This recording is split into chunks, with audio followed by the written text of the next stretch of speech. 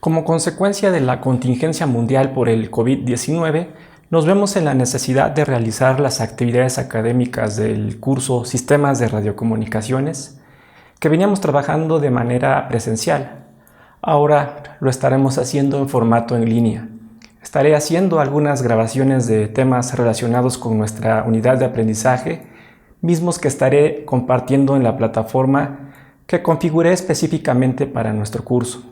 Desde luego, adicionalmente a las notas o apuntes que veníamos generando antes de que se presentara esta contingencia sanitaria. En la plataforma del curso hay una opción en la que pueden compartir sus dudas respecto a las actividades que estaremos desarrollando. En este espacio pueden añadir un tópico o tema de discusión en el que invito a todos a participar. Si alguien tiene una respuesta a la pregunta que se realice en el foro, por favor no duden en contestar o emitir su opinión. La intención es que conjuntamente consigamos alcanzar los objetivos que nos planteamos al inicio del semestre. En la última clase nos encontrábamos estudiando las características de radiación de una antena, subtema de la unidad 2, que tiene como título Fundamentos de los enlaces radioeléctricos. Recuerden que el propósito de esta unidad es construir un modelo que nos permita cuantificar o presupuestar la potencia en el extremo de recepción de un sistema radioeléctrico. Cuando comenzamos a estudiar esta unidad, representamos a una antena acoplada en transmisión como un elemento de circuito.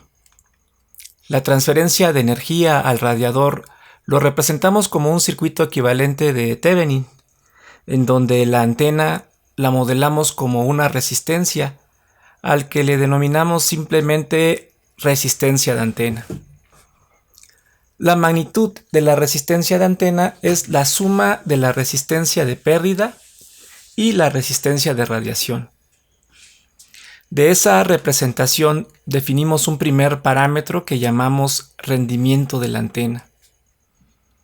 El rendimiento o eficiencia de la antena lo denotamos con la letra griega eta y lo expresamos como un cociente de la resistencia de radiación y la suma de la resistencia de pérdida con la resistencia de radiación.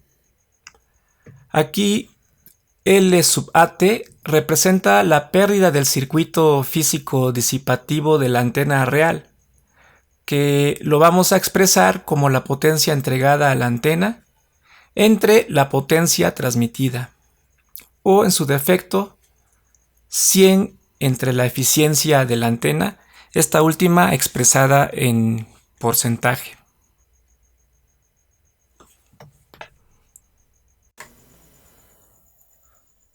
En la teoría de radiadores hay dos tipos de ganancia: la ganancia en potencia y la ganancia directiva. Esta última a menudo se le denomina simplemente como directividad. En la definición de directividad se habla de la potencia transmitida por la antena, mientras que en la definición de ganancia en potencia se habla de la potencia que le ha sido entregada a la antena. La diferencia entre ambas potencias es la potencia disipada por la antena debida a pérdidas óhmicas o pérdidas por efecto Joule. En este sentido, la ganancia de potencia de la antena se puede relacionar con la directividad por medio de la ecuación 30. Tenemos entonces que la potencia total o entregada a la antena la podemos multiplicar por la ganancia en potencia y eso va a ser igual a la potencia transmitida por la directividad. De esta manera, la intensidad de radiación también podríamos escribirlo en términos de la ganancia en potencia. De la ecuación 30 vemos que también podemos relacionar la ganancia en potencia y directividad con la pérdida de la antena de esta forma. Desde luego, esta fórmula está expresada en cantidades lineales. En forma logarítmica, la ganancia en potencia lo vamos a representar con la letra G mayúscula y es 10 veces el logaritmo de base 10 de la ganancia en potencia expresada en su forma lineal. Asimismo, la directividad en forma logarítmica la vamos a representar con una letra G mayúscula y le vamos a poner un subíndice dir para hacer referencia a que estamos hablando de la directividad. Si a la ecuación 31 la expresamos en forma logarítmica, la directividad la podemos expresar como la ganancia en potencia en dB más L mayúscula sub AT, donde L sub AT es la pérdida de la antena en dB. También se puede calcular la directividad en términos de la intensidad del campo eléctrico de la antena y la intensidad del campo eléctrico de alguna antena que se esté utilizando como referencia. Aquí estoy expresando la directividad como una función de θ y φ que mapea los valores de la directividad en todos los puntos del espacio en un marco de referencia esférico. Si no se especifica la dirección angular, se sobreentiende que la directividad se refiere a la dirección de máxima radiación. En esta diapositiva se muestra, grosso modo, un esquema de cómo podría medirse la ganancia o directividad en términos de una relación de intensidad de campo. Medimos la intensidad que emitiría una antena de referencia B en un punto localizado a una distancia d de las antenas, y la intensidad de campo que produciría la antena A de interés en el mismo punto y a la misma distancia d. Aquí nuevamente se observa la relación proporcional que tiene la eficiencia de la antena con la potencia transmitida o radiada y la potencia total que le ha sido entregada a la antena en condiciones de transmisión, tanto para la antena de interés como para la antena de referencia. Con el anterior escenario, podemos calcular la directividad en términos de las potencias transmitidas de las antenas de interés y a la que se utilizó como referencia, y la ganancia en potencia en términos de las potencias totales que se le suministraron o fueron entregadas a las mismas antenas. En ese mismo sentido, se procedería en el caso de que en lugar de considerar la intensidad de campo, se optara por considerar la intensidad del campo eléctrico al cuadrado de la antena de interés, con su respectiva antena de referencia. Es importante no confundir la ganancia que se utiliza en los sistemas de amplificación con el parámetro ganancia que se utiliza en las antenas. Recuerden que la antena la estamos representando como un dispositivo pasivo.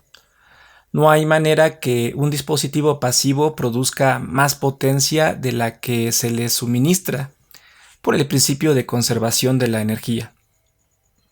En el caso de la antena, la ganancia se refiere a una dirección de máxima radiación con relación a la que produciría una antena de referencia, usualmente una antena isotrópica o un dipolo de media longitud de onda. Otro parámetro importante es el diagrama de radiación. El diagrama de radiación es una representación gráfica de las propiedades de radiación de una antena en función de las distintas direcciones del espacio y a una distancia fija. Se puede obtener de distintas maneras. En este curso lo representaremos en coordenadas esféricas como una función t que dependerá de θ y φ. El diagrama se puede obtener de elevar al cuadrado el cociente de la intensidad del campo eléctrico en las direcciones θ y φ, dividido entre la magnitud de máxima intensidad del campo. Esto también es igual a dividir la función ganancia en potencia entre el valor de máxima ganancia. Se puede obtener, además, si conocemos la función de intensidad de radiación dividido por la intensidad de máxima radiación. O bien, si conocemos la densidad de radiación dividida entre el máximo de esa densidad. Como cada uno de estos términos están divididos por sus respectivos máximos, suele decirse que el diagrama de radiación está normalizada. Por tal motivo, los valores que puede tomar la función t es entre 0 y 1.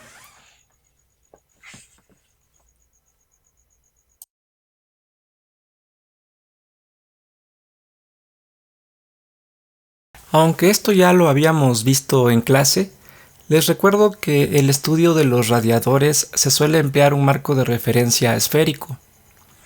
El diagrama de radiación no es la excepción, aunque desde luego podemos también representarlo en coordenadas rectangulares. Recuerden que en coordenadas esféricas la componente radial debe ser un número positivo. Teta toma valores de 0 a pi y phi de 0 a 2pi.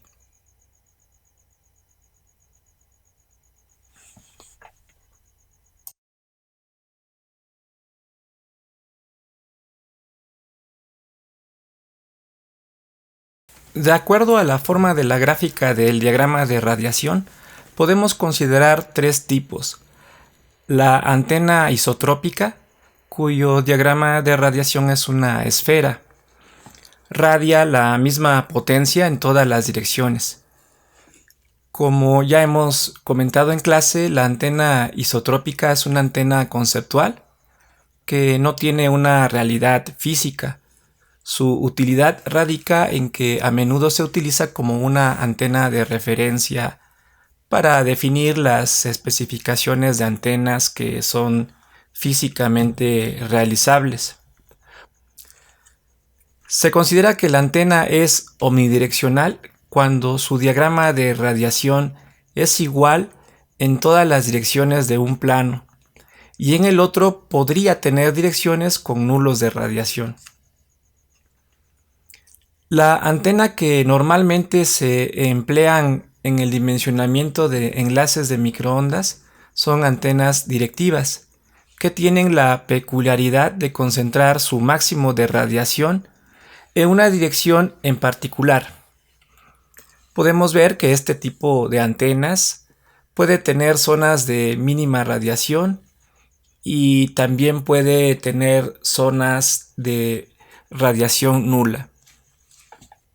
Una forma de representar los campos es utilizar los denominados planos principales, que son los planos E y H. Dichos planos son cortes del diagrama de radiación.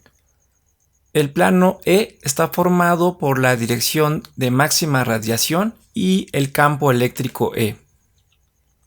El plano H lo forma la dirección de máxima radiación y el campo magnético. En la diapositiva se muestra a manera de ejemplo los planos E y H de una antena de bocina. Este tipo de antenas son directivas y tienen un diagrama de radiación en forma de pincel. En la imagen podemos ver cómo se distribuye el campo eléctrico y el campo magnético con respecto a la dirección de máxima radiación de la antena. Para graficar el corte horizontal o plano H del diagrama de radiación en escala logarítmica, fijamos la componente teta a pi medio o 90 grados y la componente phi la dejamos como variable, que tomará valores de 0 a 2pi. La función, por supuesto, dividido entre el valor de máxima ganancia. El plano vertical lo podemos graficar fijando la variable phi en 0 de la función ganancia y la componente teta la hacemos variar de 0 a pi, dividido entre el valor de máxima ganancia. Desde luego, el procedimiento es el mismo si decidimos graficar los cortes horizontales o verticales usando cualquiera de las expresiones de la ecuación 34, en la que definimos el diagrama de radiación de una antena. De un diagrama de radiación podemos obtener una serie de datos adicionales de la antena. Por ejemplo, el ancho de haz a 3 decibeles, el ancho de haz entre nulos, etc. El ancho de haz a 3 decibeles es el margen angular en el que la potencia está 3 decibeles por debajo del punto de máxima radiación de la antena. Para obtener el ancho de haz en una gráfica o un corte de un diagrama de radiación como la que se muestra en la diapositiva, se recomienda identificar el punto de máxima radiación. Voy a marcar este punto como mi dirección de máxima radiación. En el papel logarítmico polar localizamos la circunferencia que representa menos 3 decibeles del máximo. En este caso es esta circunferencia. Los dos puntos que intersecan a la circunferencia de menos 3 decibeles con el lóbulo principal determinará el ancho de haz. En este caso tenemos 45 grados en este cuadrante y 45 en el otro. Así pues, en este diagrama de radiación de ejemplo, el ancho del haz es de 90 grados. De este diagrama podemos identificar el lóbulo principal.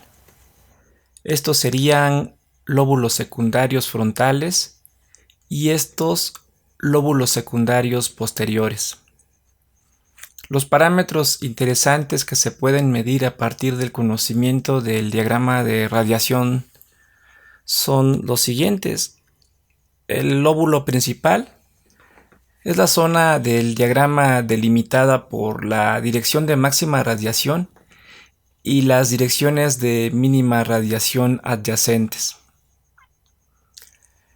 Lóbulo secundario es la zona del diagrama delimitada por la dirección de un máximo secundario y las direcciones de mínima radiación adyacentes. El lóbulo posterior es la zona del diagrama delimitada por la dirección diametralmente opuesta al máximo global y las direcciones de mínima radiación adyacentes a dicha dirección. La relación del lóbulo principal a secundario es la razón expresada en dB entre el máximo global y el mayor máximo secundario de la norma del campo eléctrico. La relación del lóbulo principal a posterior es la razón expresada en dB entre la norma del campo eléctrico en la dirección de máxima radiación y su valor en la dirección diametralmente opuesta. La importancia de estos parámetros radica en que podemos conocer cuánta potencia se pierde en direcciones que no son de interés. Además que nos da una medida de las posibles interferencias o afectaciones que podríamos ocasionarles a otros operadores o usuarios que trabajen en bandas de frecuencias adyacentes a la nuestra. En el caso de antenas con alta directividad que tienen diagramas de radiación que habitualmente se les describe como diagramas de radiación en forma de pincel, se puede utilizar una fórmula aproximada para calcular su directividad. La directividad se puede entonces obtener dividiendo 4pi entre el producto del ancho del haz a 3 decibeles en los planos principales. Es importante mencionar que en esta fórmula las unidades de delta teta y delta phi están en radianes. A manera de ejemplo, calculemos el ancho de haz de una antena que tiene 1 grado de ancho de haz en sus respectivos planos perpendiculares. Usamos la aproximación piramidal sustituyendo simplemente los datos en la fórmula. Como el ángulo está en grados, simplemente lo convertimos en radianes. Hacemos la operación correspondiente y obtenemos 129.600 entre pi. Si a esta cantidad lo expresamos en escala logarítmica, obtendríamos una directividad de 46.15 dB.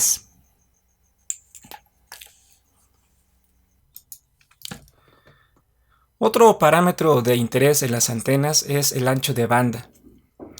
Normalmente el ancho de banda de una antena se define como el margen de frecuencias donde las propiedades se mantienen dentro de ciertos requisitos o especificación. En el caso de los radiadores, la determinación del ancho de banda es un tanto cuanto relativo al parámetro o parámetros de antena que deseamos que conserven sus especificaciones en un intervalo de frecuencias. Es prácticamente imposible garantizar que al mismo tiempo todos los parámetros de una antena mantenga sus respectivas especificaciones en todo un intervalo de frecuencias. Por ejemplo, en esta gráfica la determinación del ancho de banda se hace en términos del coeficiente de reflexión o el parámetro S11. En este contexto, la frecuencia central o de resonancia de la antena se ubica usualmente a menos 20 dB. Las frecuencias mínima y máxima se determinan en los puntos en el que la gráfica cruza menos 10 decibeles. Aquí vemos que la frecuencia mínima se encuentra aproximadamente en 2.05 GHz y la frecuencia máxima a 2.82 GHz. Entonces, 2.82 menos 2.05 nos da un ancho de banda de 0.77 GHz. En este ejemplo, la antena opera de manera efectiva alrededor de 2.6 GHz y su ancho de banda sería de 0.77 GHz. Otra manera para calcular el ancho de banda de una antena es a través de esta fórmula, que se expresa como una diferencia entre la frecuencia máxima y mínima relativizada a su frecuencia central.